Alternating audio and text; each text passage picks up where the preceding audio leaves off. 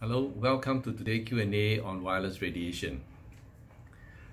The three questions for today is, first of all, people would like to know what does my office and home wireless radiation or EMF assessment covers.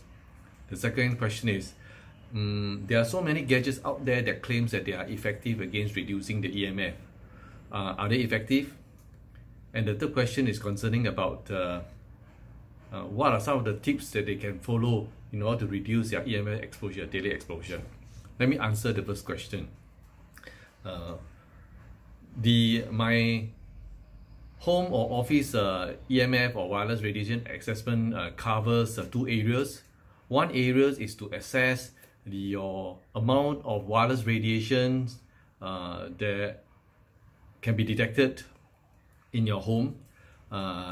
Most likely you'll be coming out from your wireless gadgets like wireless router, your mobile phone, your Bluetooth devices that connected to the printers or Bluetooth speakers. So this is a part of the assessment that I'll be assessing your internal pollution, so-called the wireless radiation generated by your in-home devices or gadgets. The other part of the assessment entails about assessing the external influence. That means wireless radiation that comes from external. It can be an influence due to the nearby mobile phone tower.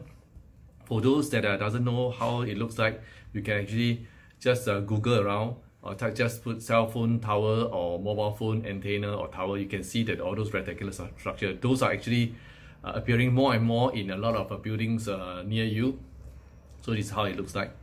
And also the other one is external factors can be your neighbors. So in my home or office assessment, these will be the two areas: internal pollution or internal wireless radiation sources, as well as the external one.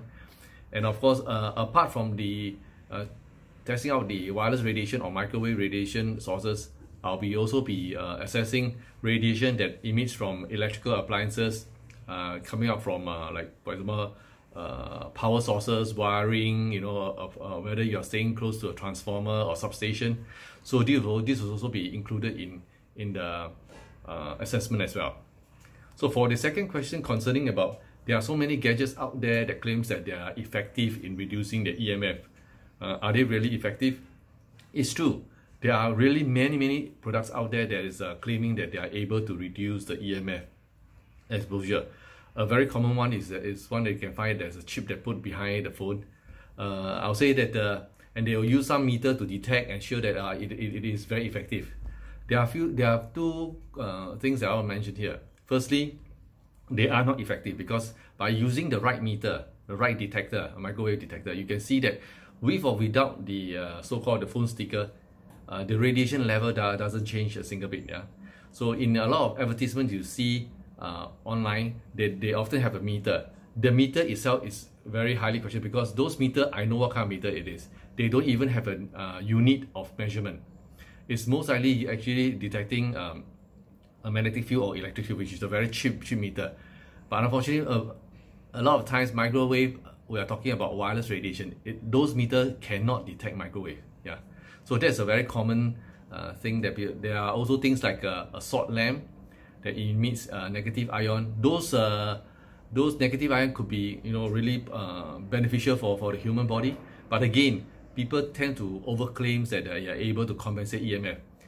Please go to my Instagram called Choizya Wellbeing in one word. Check it out. I have made several videos, testing video to show you the effectiveness of whether this salt lamp is able to reduce EMF, or there are also special devices that claims to emit certain frequency that's able to cancel it out. I've done all these tests, yeah. So for you to see on my Instagram itself, you will find that it doesn't change the reading at all. Now, of course, there are also things concerning about plant and so on and so forth. Though they are not really effective for plant. Unless you have a huge, all those huge, plant that contain a lot of water, and you have it around you, surrounding you, yeah.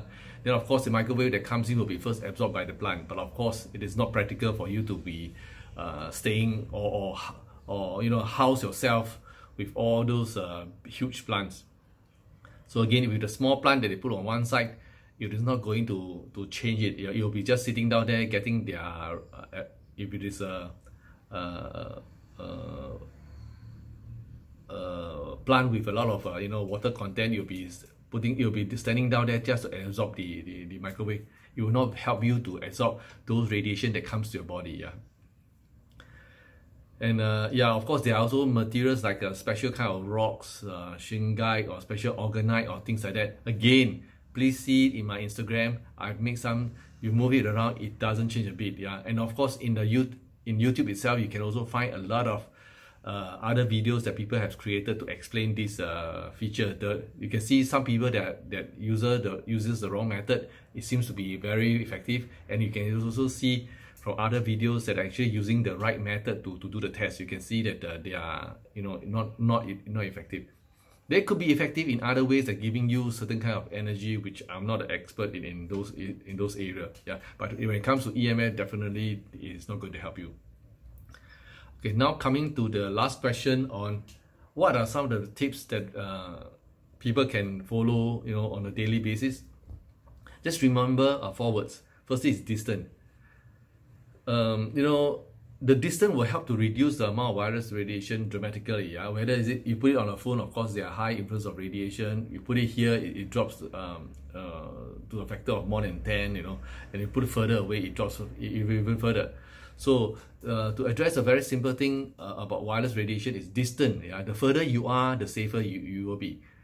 So that's talking about mobile phone. But when it comes to cell phone towers or mobile phone antennas near you, unfortunately, you can't really escape it because the radiation can actually penetrate throughout most part of your house. So it might not be all your house will be influenced depending on your configuration of the house, but a huge part of your house will be affected.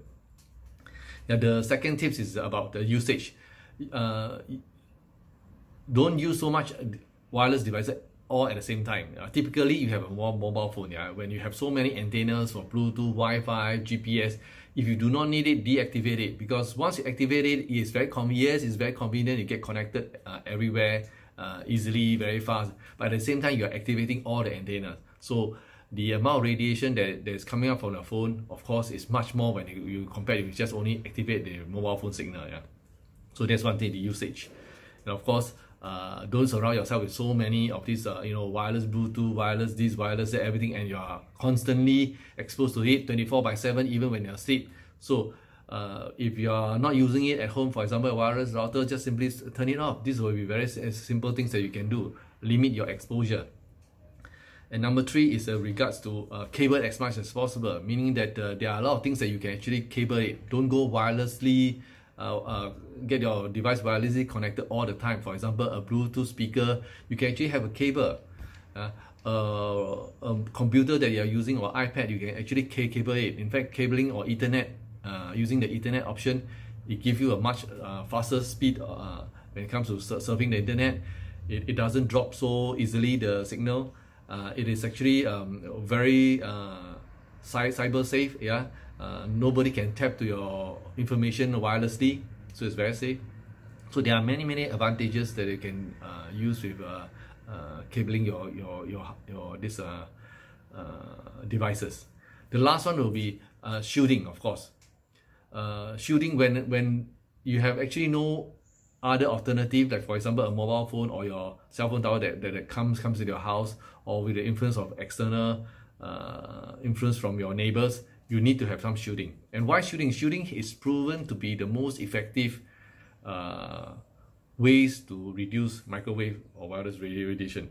It has been widely used in many areas. In the medical terms, for example, X-ray, you are using lead to shield. For data cables that you use for Ethernet, it's actually shielded cable. So there are many things that has been shielding. Shielding is it can be easily shown the effectiveness with the right microwave detectors.